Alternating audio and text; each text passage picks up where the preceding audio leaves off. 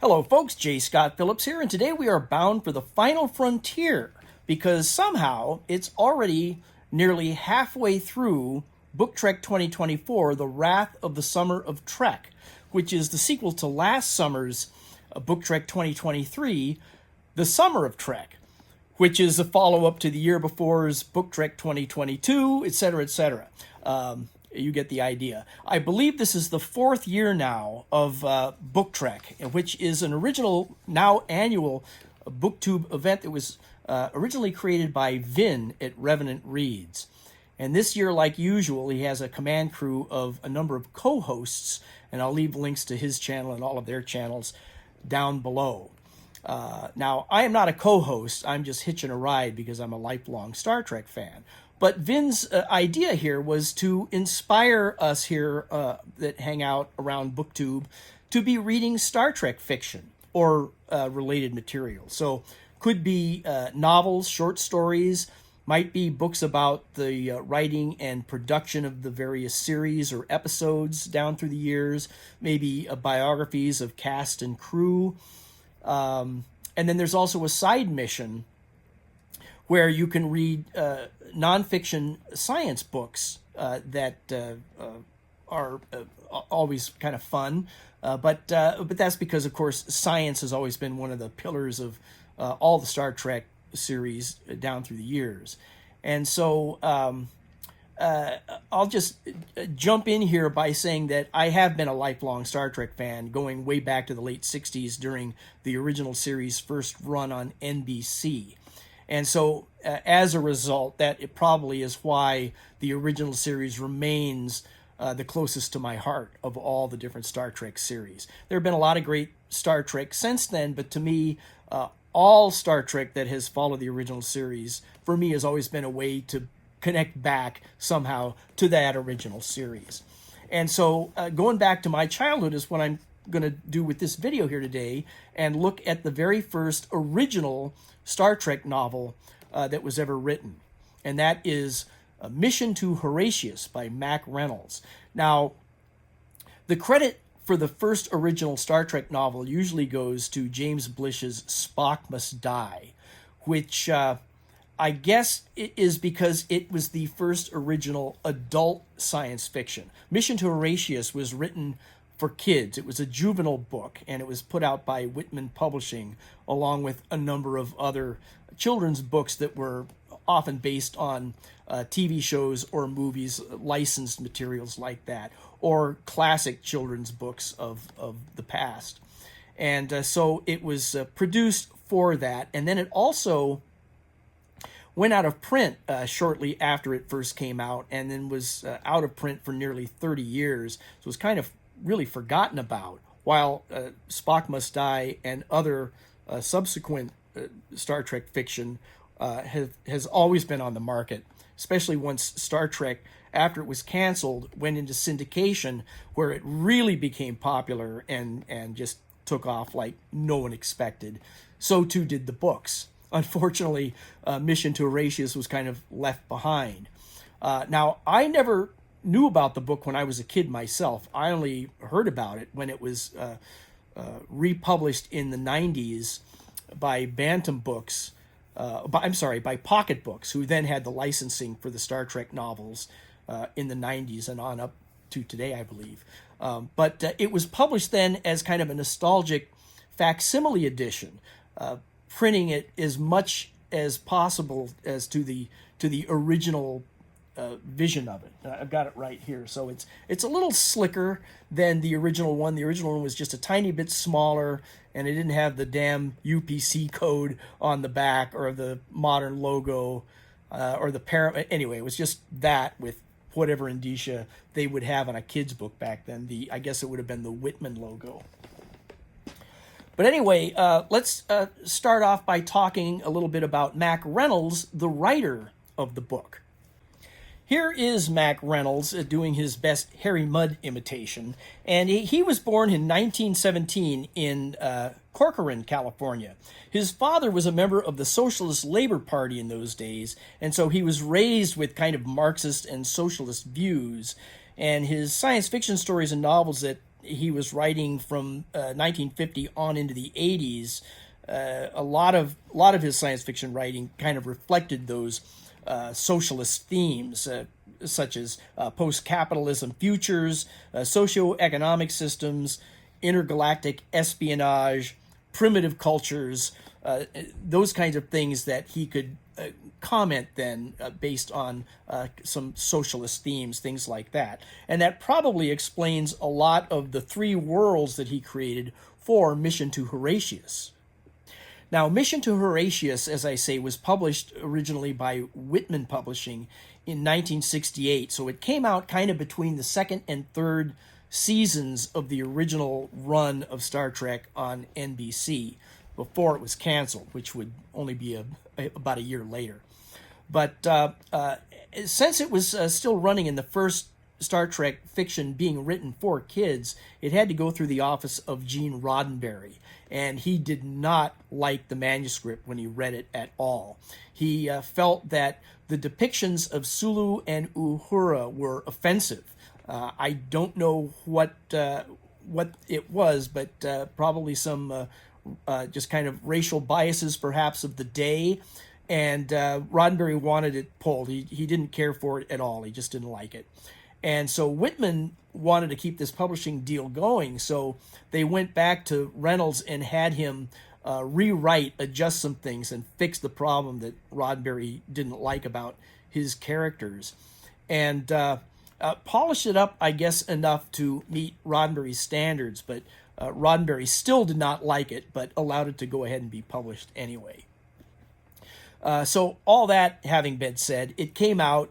Kids were able to buy it and read it. And it's the story of a distress call. The Enterprise gets a distress call from some star system out on the frontier in the direction that they're traveling. But the problem is they don't know what planet it's coming from. It's a star system that is known to have three Class M planets that were all colonized by Earth people about 100 years earlier and have since just gone off the grid as far as the Federation is concerned. They were all looking for their own independent directions in life and found these three planets in this one system that they could each colonize separately and then leave the rest of the Federation behind. Now, not only does the Enterprise not know which of the three planets the distress call was sent from, but they don't even know the nature of the emergency that they're answering for. And so they're heading into a situation that could be dangerous, and there are a lot of unknowns ahead, especially since, now the rest of the crew doesn't know this, but Kirk has been given secret orders from Starfleet to take care of this, whatever it takes, because this system, which is so far out on the frontier that it is in disputed territory between the Federation, the Klingons, and the Romulans. So we've got all three players here with interests in the neighborhood. And that's just a threat that looms. We don't ever really come across Klingons or Romulans in it other than that threat, which then propels the story. But it's the story itself of those three worlds and trying to solve the mystery of who sent the signal and why. Now, the story starts off on page 1 with kind of a fun scene. McCoy, Dr. McCoy, bursts onto the bridge and he's very upset as usual. And he's saying that the ship should not be in space. Why is this ship even in space? And then there's this kind of funny little exchange between Spock and McCoy where Spock is saying, well, the Enterprise was built in space. It was built to be in space. It's supposed to be in space. What do you mean it shouldn't be in space? And McCoy is all upset. So you know what I mean. This crew hasn't had R&R in over a year, and we're going crazy. And apparently, the ship is starting to show some signs, some early signs of Cafford, which is a space disease, apparently. Now, there is such a thing as Cafford, which is just kind of a depression or a lethargy or severe sadness. But it's not deadly by any means, and it's not contagious. It's just a personal dejection. Well, you can look it up. Anyway, it has nothing to do with space Cafford, which is something that never showed up before or since in any Star Trek at all.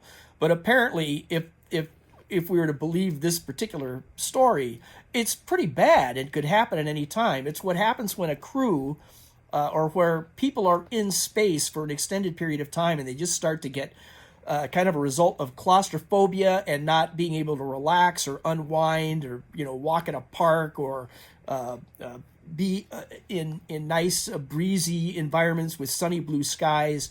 We have to have that or we go crazy, apparently.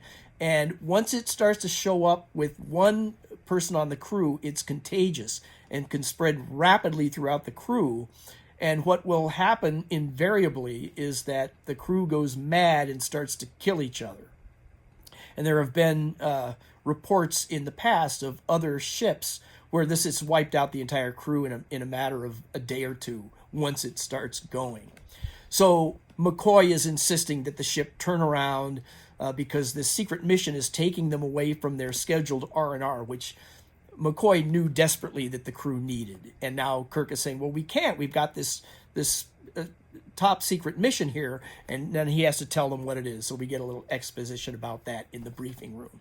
But it starts off with a bang. We have kind of a fun interaction between Kirk, Spock, and McCoy there. And I will also say that leads you through the book. The characters are done pretty correctly, I think, as far as at least the main three characters. Scotty as well. I don't know where Mack Reynolds might have gone off the rails with Uhura and Sulu like Roddenberry is worried about. They are not huge characters in the book, but Sulu does feature into it. And in fact, early on, Kirk sees something moving under Sulu's tunic while he's sitting at the helm there. He sees something moving around. What the heck is that? And it's one of Sulu's hobbies, I guess. He's got this little rodent creature that he has taken as a pet and can't leave it alone in his cabin while he's on duty. So he's just kind of hidden him in his shirt to take care of him until he's off duty again. And another couple fun things in the book is that it makes reference to some of the earlier episodes that we've actually seen on TV. And in this case, Kirk says, hey, I gave an order there to be no personal pets on board ever since we had those troubles with those tribbles. So Sulu was saying, well, but this is more of a scientific inquiry here. This is a creature that I picked up on a last trip out somewhere, and I'm kind of thinking that I can study it and learn about this alien species of rodent here, and then someday take it back to Earth. I'm hoping to collect other examples and species of things on our voyages here, take them back, and maybe found a Sulu museum or something of things that I came across that are worthy of study back on Earth. And Spock raises an eyebrow and realizes that this is just a common European gray rat, and it really is a pet. So they have to deal with this little pet rat that Sulu has named Mickey. So that kind of runs throughout the story, and Mickey causes problems along the way that are fun for a kid to read, I guess, and it doesn't really cause any serious problems too much, but seems like it's something that better be taken care of. It involves Sulu and some other characters along the way.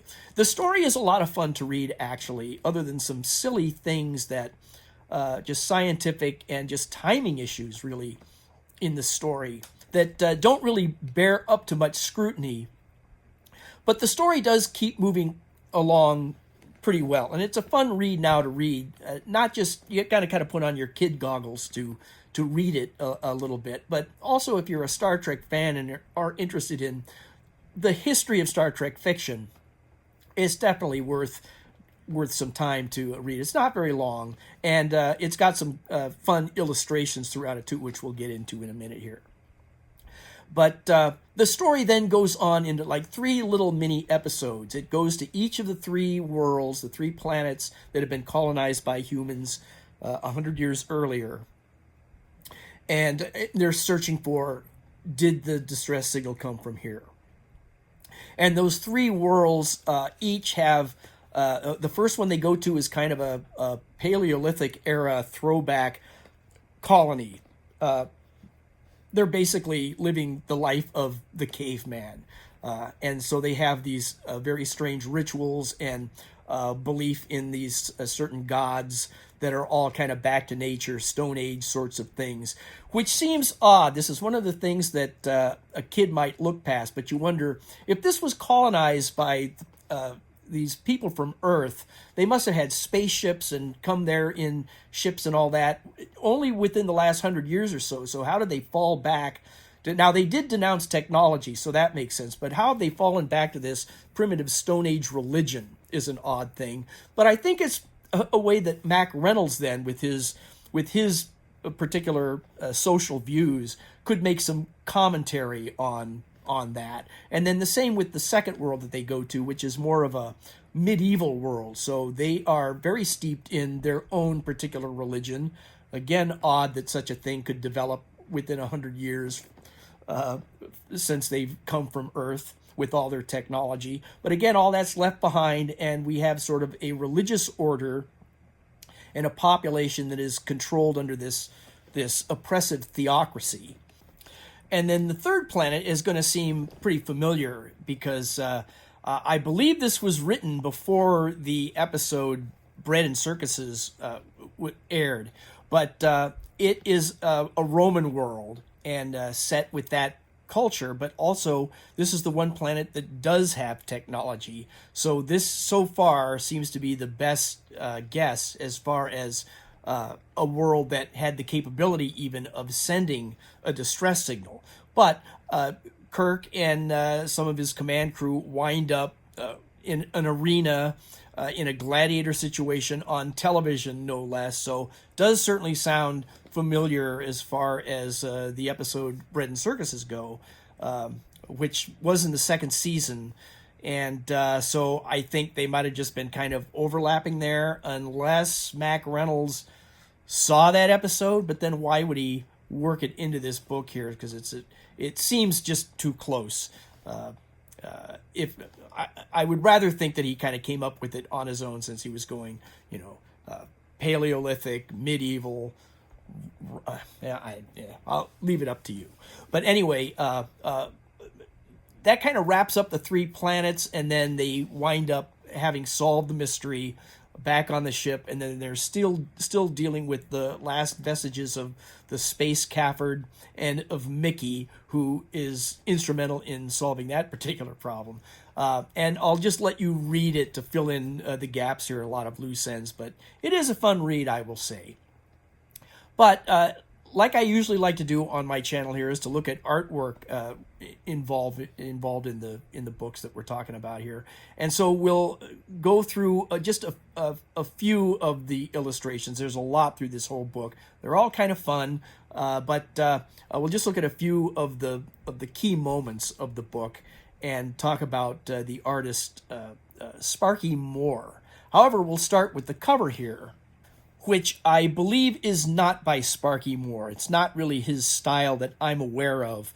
I think this is an uncredited piece of art by someone else who just did the cover only, and it's more of a full-color painting, and it does have that 60s style of quick, big, broad brush strokes, and then little pockets of fine detail that you often saw on such books like this. I don't believe it's from the same artist, Sparky Moore, who we'll talk about in a minute here. But whoever the artist is, gave us kind of a cool wraparound cover, which would have been fun, I think, for a kid to explore.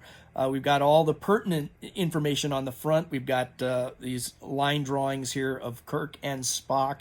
And, of course, we get a nice big shot of the Enterprise. So very fun cover, I think, for a kid back in the days when Star Trek was still new and fresh. And then on the back, we get to see a fun little unknown world, probably one of the ones that we visit in the book, perhaps. But I really doubt that this is Sparky Moore. But who is Sparky Moore? Well, let's talk about him for a little bit. Richard Thomas Moore was born in 1936 in Philadelphia, and he got the name Sparky as a radio operator in the U.S. Navy and Merchant Marines during World War II. And after that, he studied art at the University of New Mexico and the Art Center in Pasadena. Now, the Art Center that's where I wanted to go to school when I was coming out of high school and wanted to go into illustration myself. Couldn't afford it, but I guess Sparky could. And everyone I've ever seen, I've said this before on some other videos, everyone I've ever seen that came out of the Art Center in Pasadena on a resume always did great work. So it's kind of fun now to go back and look at some earlier graduates of the Art Center here with Sparky. But he worked primarily on licensed properties through Whitman Books, which was also the publisher. They had imprints of Dell and Gold Key Comics. So not only would he do illustrations for the books, but also for those two brands of comic books, all under the same publisher.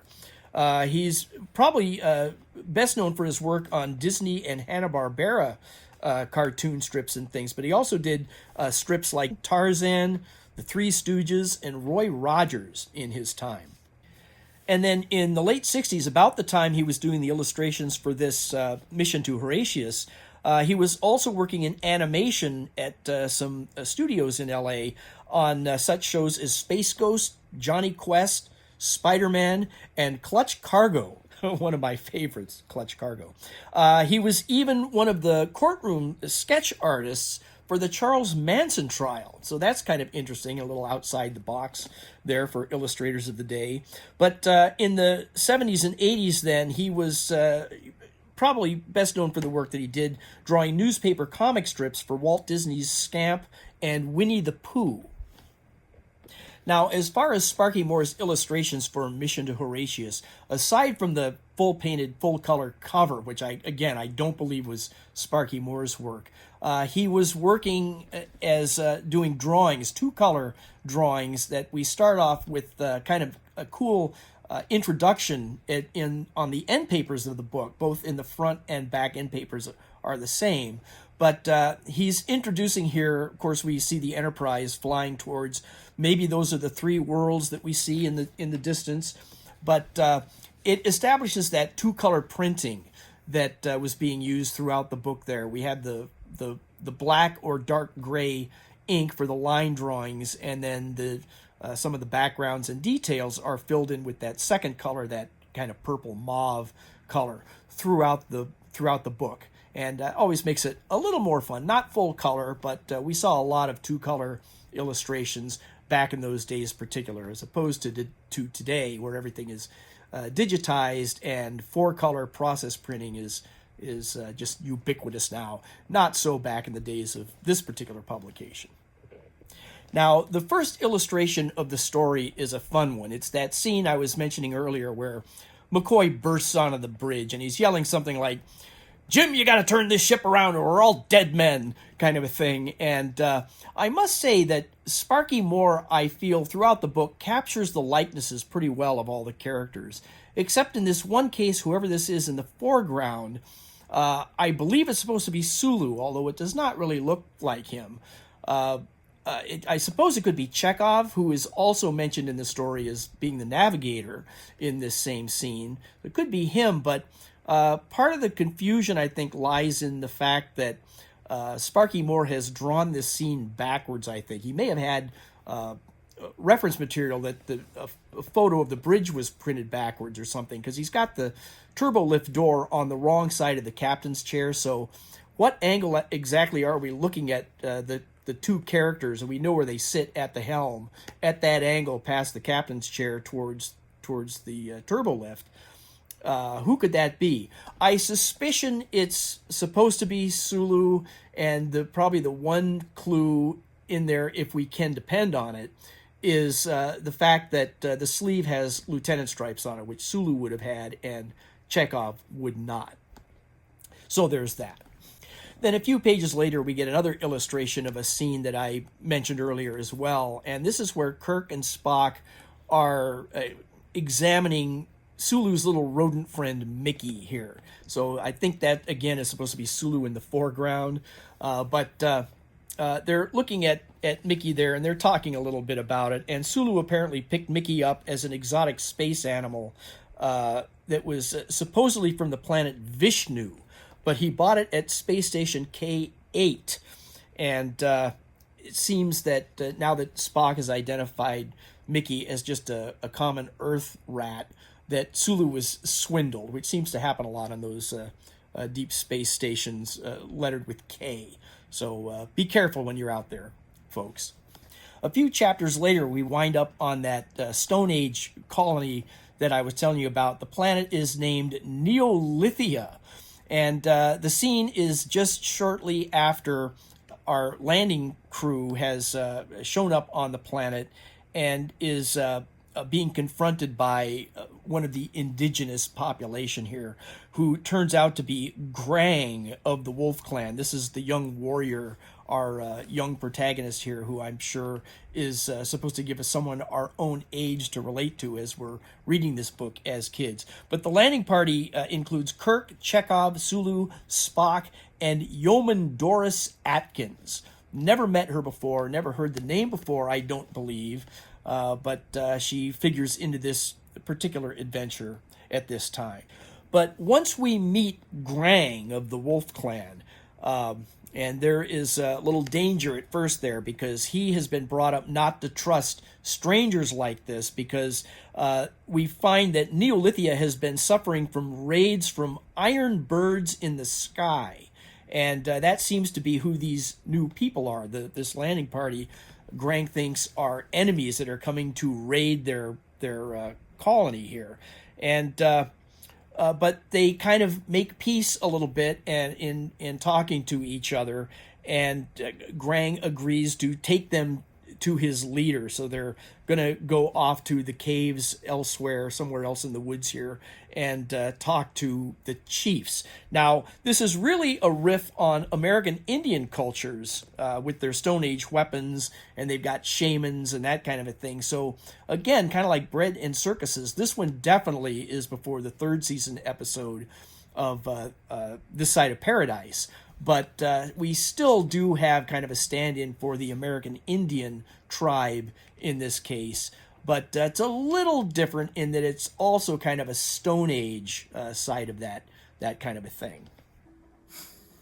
Well, damn it, in editing this video here, I just realized that I said This Side of Paradise. And before you jump into the comments and start chastising me for being such a long-time Star Trek fan and getting the title wrong, of course I meant the Paradise Syndrome, the episode where the Enterprise goes to the planet that is inhabited by the American Indian culture, and not This Side of Paradise. So, sorry about that, and with that correction, let's get back to the video. But one thing we've learned for certain on Neolithia is that this colony somehow, even though they've only been here for about 100 years and got there with modern Federation technology and ships and all that, somehow they've lost or forsaken all of that. But one thing is for sure is that this colony does not have the technology that could possibly have sent the distress call. Although there does seem to be some threat, whatever these iron birds in the sky are. There's something wrong there. But they determined the distress call did not come from Neolithia, so back to the ship they go. And then once back on the ship, we find out that Grang has somehow stowed away in a big box that the landing crew was taking back to the ship of samples to study later on.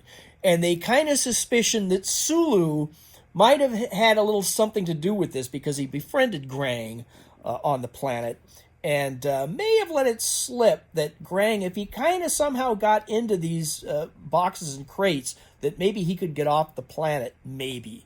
So they can't prove that, and they don't press Sulu too much, but Kirk still gives Sulu the duty of watching out for Grang while he's on the ship until they can take him back where he belongs.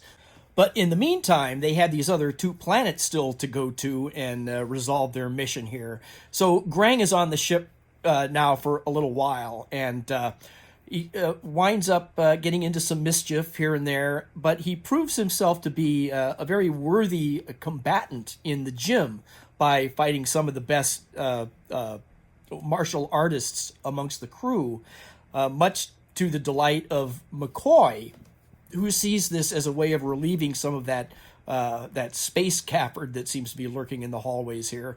And then we see Sulu here, which I think we can finally determine, yes, indeed, Sparky Moore is drawing Sulu in this particular scene.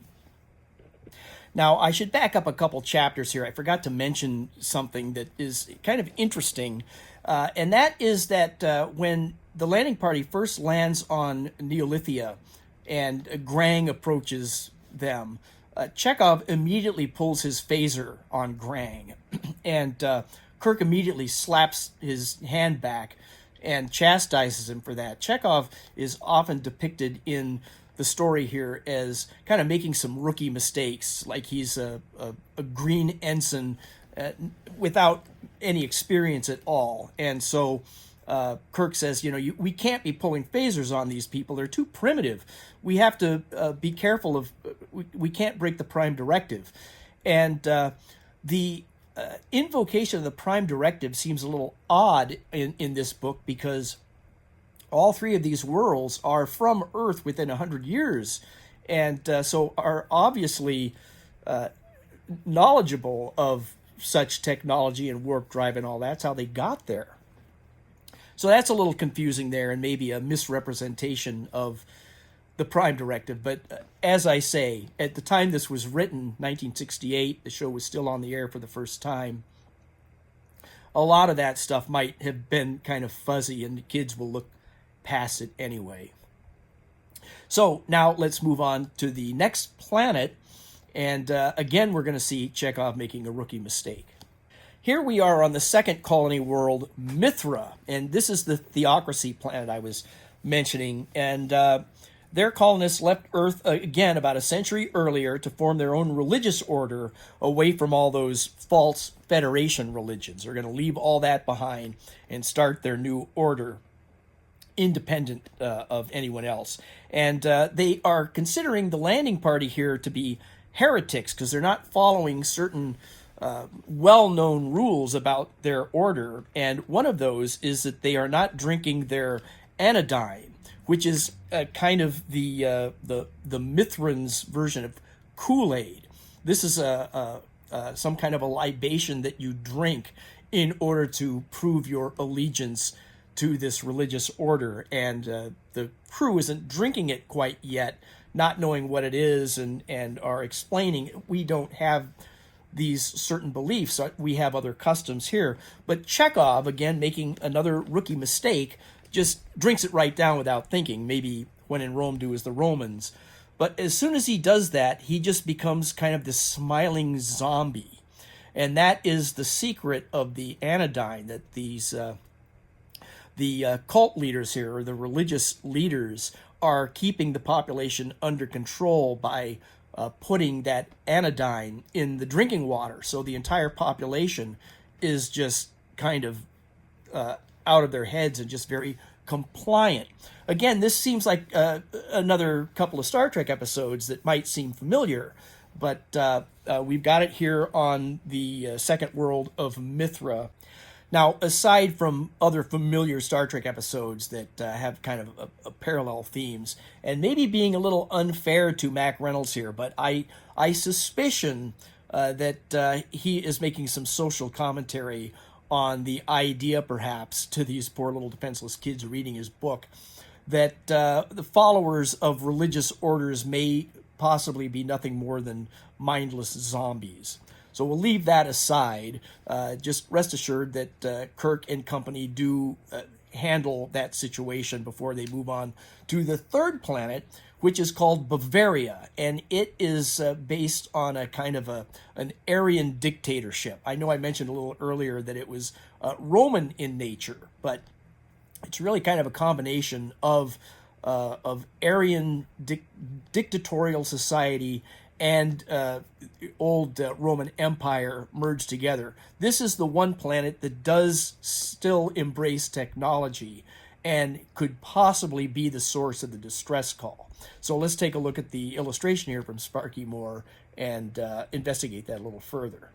Now, because Bavaria does have some level of technology, some fairly modern technology, Kirk suspicions that this is probably the world that not only maybe sent the distress call, but is probably more definitely responsible for those raids on Neolithia that Grang was talking about. So he's going to, now that Grang has kind of demonstrated his fighting abilities, Kirk decides he's going to take Grang along on this landing expedition here and try to disguise him as part of his own crew, because he's worried that if the Aryans, or the Bavarians rather, are the people behind the raids on Neolithia, that they might recognize someone from there. But Kirk is taking Grang along because he's hoping that Grang will recognize the people from Bavaria here as the raiders. And it's interesting here that I can't say the word, to disguise Grang as part of his crew, he had to give him a haircut naturally, but also dress him in a Starfleet uniform, which in this case happens to be a smaller version of Kirk's wraparound tunic that we've never seen anyone else wear but him before in the original series. There was one episode, Charlie X, where Charlie, once he starts to take control of the ship in that episode, starts to wear a wraparound tunic like Kirk's, but it's more of a brown suede texture without any braid on it. But it was an interesting wardrobe choice for that, and it was also big and baggy on Charlie. This is a little aside here, but I always thought that was kind of reflective that Charlie, trying to take control of the Enterprise like Kirk, is dressing like Kirk, but it's still just too big for him. Charlie can't handle the command of the Enterprise. Is just too big, even though he seems to be controlling it. He just can't fill Kirk's uniform practically. That's a complete aside. Now, getting back to mission to Horatius here on Bavaria, Kirk, Spock, and Grang managed to get themselves captured by the Bavarians, which is something that you are duty-bound to do in these kinds of situations. And so they are thrown into a Roman gladiator arena, complete with television cameras and everything. So again, this seems very familiar to a favorite original series episode. But what is going to happen here now is that Grang, because we have seen that he is a pretty good hand-to-hand combat warrior in his own right, he, as our connection with the young reading audience here, is going to identify with this character, and we're going to have a little bit maybe of a Mary Sue situation here, where Grang helps to save the day in the arena because he can get down and dirty on this hand-to-hand stuff with these Bavarian Roman gladiators. Now, this is a fun book, and you might have decided by now whether or not you want to read it. And so I won't give away too much of the conclusion here about how they solved the mystery of the distress call and what that was all about. But I just want to go through one more illustration here after the mission is accomplished and they return to the ship with that lingering problem of that damn space cafford. And now it's even more complicated because Sulu's pet rat, Mickey, has gotten loose on the ship and has been running all around, creating mischief. And no one can seem to catch him, except he is seen every so often dancing in the corridors. And this shocks McCoy because he understands that rats dancing can be a sign of not space cafford, heaven forbid, but the bubonic plague. So it's even worse now than anyone could have imagined. McCoy recognizes that rats that are infected with a bubonic plague often have a weird neurological symptom that makes them gyrate and undulate and things in a way that can be described as a kind of dance.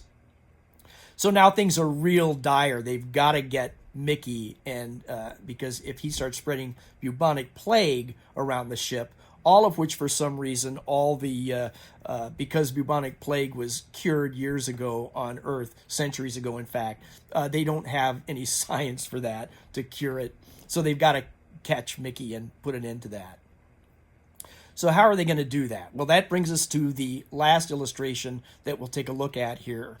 And Mickey is Sulu's problem from the beginning here, so he's got to try to figure out how to solve this. And he comes up with the idea that they can gas the entire ship, because Mickey can be hiding out inside walls or anywhere in the ship that they will never find him or be able to get to him. So Sulu says, let's gas the entire ship with some kind of poison gas, but to survive ourselves, we will all have to wear spacesuits while the gas is in effect. Now, by the time Sparky Moore was drawing illustrations for this book, the Tholian Web, being a third season episode, had not been seen yet. And so that was the first episode where we ever actually get to see a Starfleet spacesuit of any kind, other than that weird shower curtain hazmat suit from The Naked Time. Not really a spacesuit, definitely not airtight. But so Sparky Moore had to come up with a spacesuit. And what his solution was kind of interesting. This was 1968 when the book was being written and Sparky Moore was doing the illustrations. And he wanted to have some kind of a little bit of a futuristic spacesuit, obviously, something other than what our Apollo astronauts were wearing at the time. And 2001: A Space Odyssey had just come out in April of 1968. So he just found some reference photos from that movie and just copied them over. And well, you can take a quick look at them here, and you can see that it's really a complete lift, but he just added a Starfleet emblem to the shoulder patch and called it a day. And so there you have it, folks. And before we go, I'll just leave you with one more spoiler alert here, and that is just that Mickey is fine. Everything turns out fine for Mickey. Sulu's out of hot water. We've solved the problem of the distress call, and Space Cafford is going to be okay, and we're ready to move on to the ship's next assignment, which hopefully we will talk about soon here. So I'd like to thank Vin at Revenant Reads for creating and bringing us a Book Trek every year, and his command staff of co-hosts. And looking forward to doing some more of these videos here before the end of August. And until we get a chance to explore the final frontier again, thanks a lot.